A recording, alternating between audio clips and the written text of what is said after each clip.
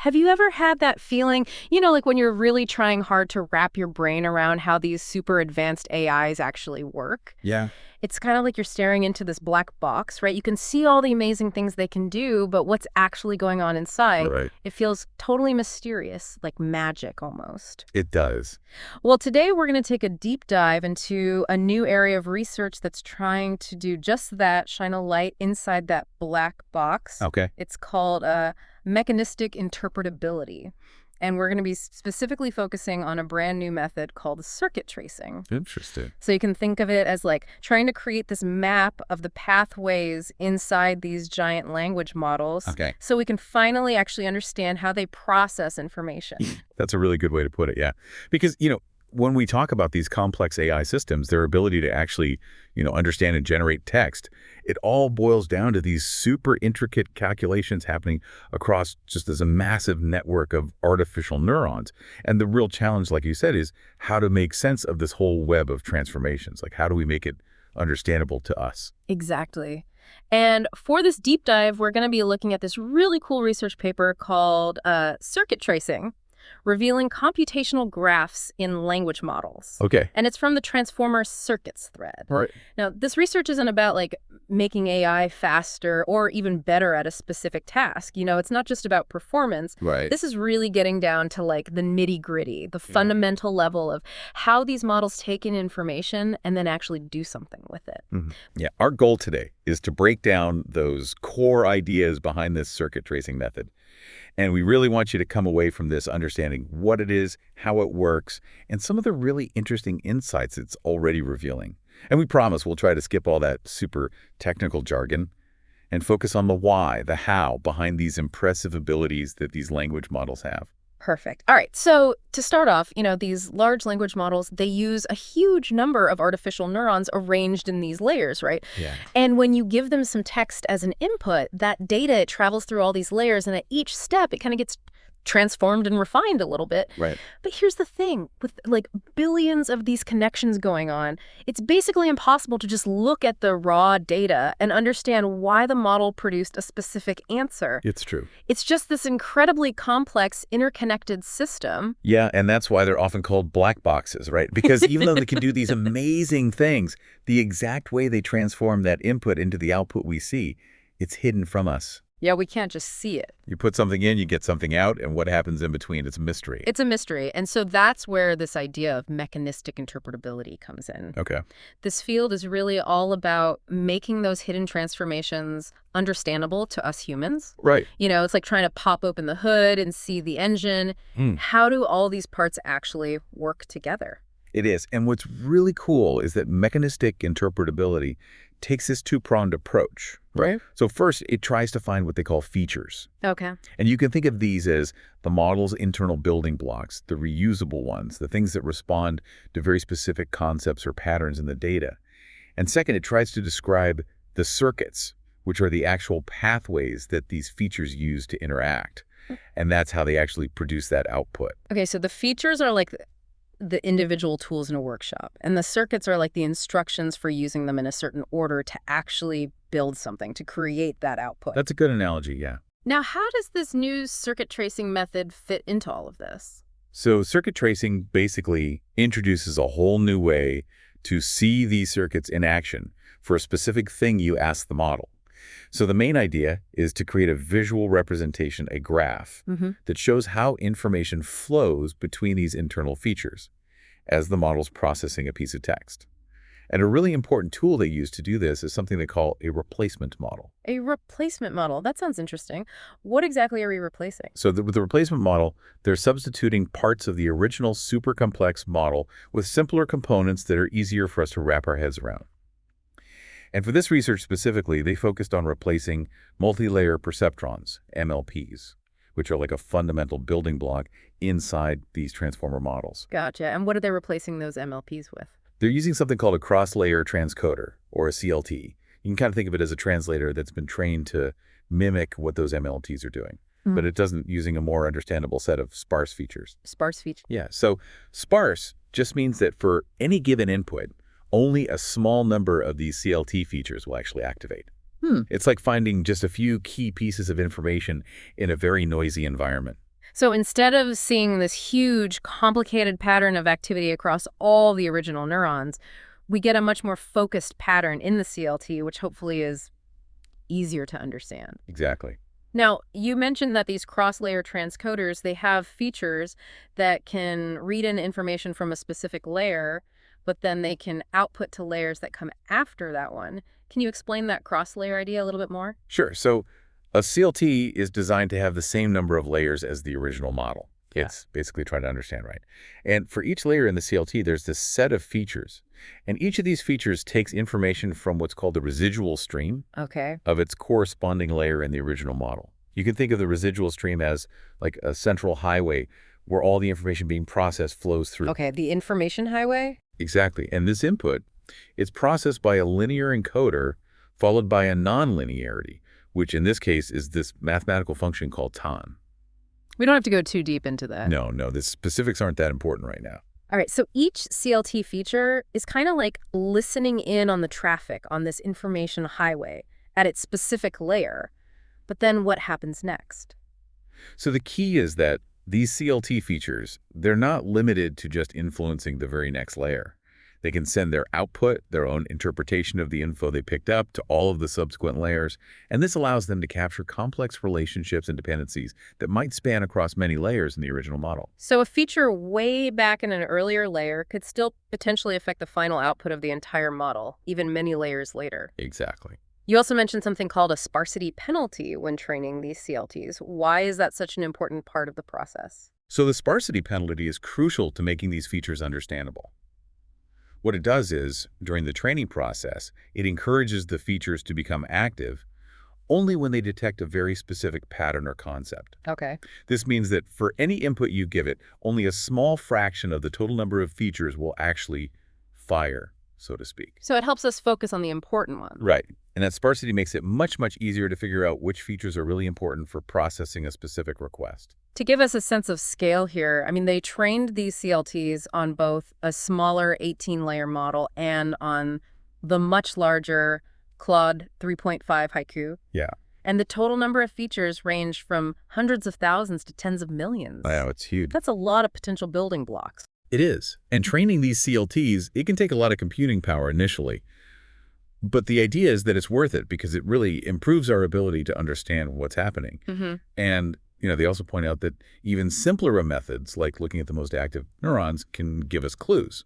So it's a really rapidly developing field. And we'll probably see even better ways of doing this in the future. That's really exciting. Okay, so we've got this replacement model, the CLT, with its focused cross-layer features. But how do we actually get a picture, a visualization of that computation happening? Right, and that's where these attribution graphs come in. Okay. You can think of it as a visual map showing how much one feature's activation influences the others as the model's processing that text. So each feature is represented as a node in this graph, and the connections between them, the edges, show how strong that influence is. Okay, so if there's a strong connection between feature A and feature B, does that mean that when A becomes active, it's very likely that B will become active as well? That's exactly right, yeah. And because we can actually trace these connections, these attribution graphs let us follow the steps the model takes internally to arrive at its final answer. It's really cool. Wow. We can see which initial features are triggered by your input, how those then activate others in later layers, and so on, all the way to the features that contribute to the final prediction. It's like we're finally getting that roadmap of how information flows through the model. Exactly, a roadmap. And I understand the researchers developed some pretty cool visualization tools to actually work with these graphs. I can imagine they get pretty complex. Oh yeah, they can be very complex.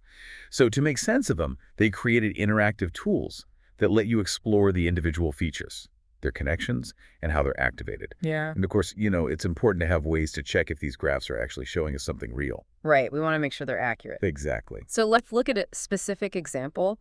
The paper talks about this case with an 18-layer model completing the acronym NDG for the National Digital Analytics Group. What did the attribution graph show us in that case? So that example is a great way to understand how this works. The graph for the NDG prompt showed very clear pathways starting from each important word in the desired acronym. So digital, analytics, and group. And for each word, there were specific features that seemed to be about saying the first letter of that word in the correct position in the acronym. So like a feature activated by digital that's responsible for saying D as the first letter, and then another for analytics saying A as the second, and so on. Exactly, exactly. And these, say, X output features, they had positive connections to a more general, say, DAG feature, as well as direct connections to the final prediction. So there were multiple paths leading to the same output? Yes, there were sequential paths, but also direct links from the features associated with each word to the final prediction. Now, the paper also mentions something called supernodes. What are those, and how do they fit into this NDAG example? So because you can have many individual features that all respond to the same basic idea, like you might have several slightly different features that all fire when you see the word digital in various contexts. Okay. The researchers came up with the idea of these supernodes. They're essentially groups of related features that can be treated as one unit to make things easier to analyze. So for digital, you might have a bunch of individual features that all become active, but for this particular task, they can be grouped together because they all have similar downstream effects. Right, and this helped simplify the graph so you can focus on the bigger picture. That makes sense. It makes the graph less overwhelming. So what other interesting insights did they get from the NDAG graph? Well, there were also features that seemed to be related to the overall context. Like, there were features for in an acronym and in an N at the start of an acronym that had positive influence. So this suggests that the model actually understood it was supposed to be generating an acronym and that it needed to include that N that was already there. Interestingly, though, the word national didn't seem to have a strong direct influence on the final prediction. Really? Yeah, the researchers think that its role was mainly in influencing how the model paid attention to the other words. And that's something that this specific circuit tracing method doesn't fully capture yet. That's a really important point, and we should definitely come back to the limitations of this method. But first, you mentioned an interactive interface for exploring these graphs. What can you actually do with it? Oh, it's really cool. You can dig into the details of the graph. You can hover your mouse over any feature or connection to see more information about it. You can select specific parts to zoom in. The supernodes help manage the complexity. You could even rearrange the layout to try to find patterns. It's designed to be very hands-on. So it's a way for researchers to really get in there and play with the model, see how it's thinking. Yeah. Now, how do we know if these attribution graphs are actually telling us something real about the model? How did the researchers test if this method was working? Testing is super important, of course. One way they evaluated the replacement model was by checking how often its prediction for the next word matched the original model's prediction. Okay. And they found that as they made the CLT larger with more features, it got better and better at mimicking the original model. So the more features, the more accurate it becomes. Right, and importantly, these CLTs did better than simpler approaches, which suggests this idea of using sparse cross-layer features is a good one. And for the attribution graphs themselves, how did they know they were showing something meaningful? For the graphs, they use things like a completeness score and a replacement score. The completeness score basically tells you how much of the important stuff is actually represented in the graph. And the replacement score looks at how well the whole graph explains the computation from start to finish. Okay, so those scores tell us how comprehensive and accurate the graph is. Exactly.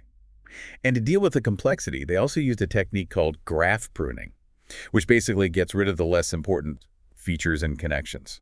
So they're simplifying the graph without losing the important information. Right. And then they looked at how much they pruned and how it affected those scores, trying to find a good balance between making it understandable and keeping the essential information. That makes sense. You want a graph that's clear but still accurate. And you mentioned something earlier called perturbation experiments to validate the graphs, right? Yeah, perturbation experiments are super important. What they do is they deliberately mess with specific features or supernodes, either by making them less active or more active, and then they see how that affects the output.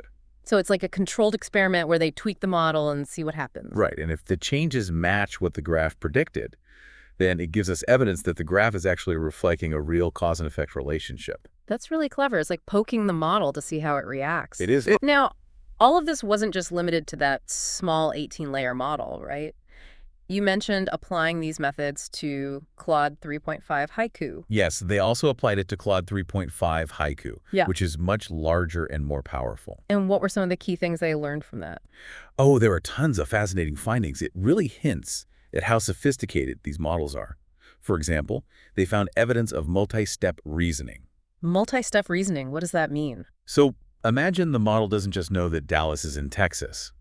It can use that knowledge to figure out that Austin is the capital of Texas. Wow, so it's not just memorizing facts, it's actually connecting them. Exactly. It's reasoning.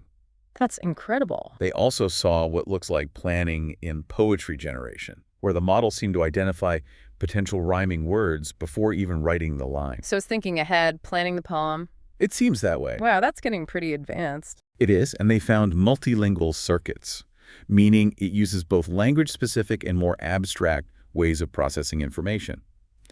They looked at how it does addition, which was different from the smaller model. They even looked at things like medical diagnoses. Medical diagnoses, how does a language model do that? Well, it seems to generate possible diagnoses internally, and then uses those to guide what questions it asks next.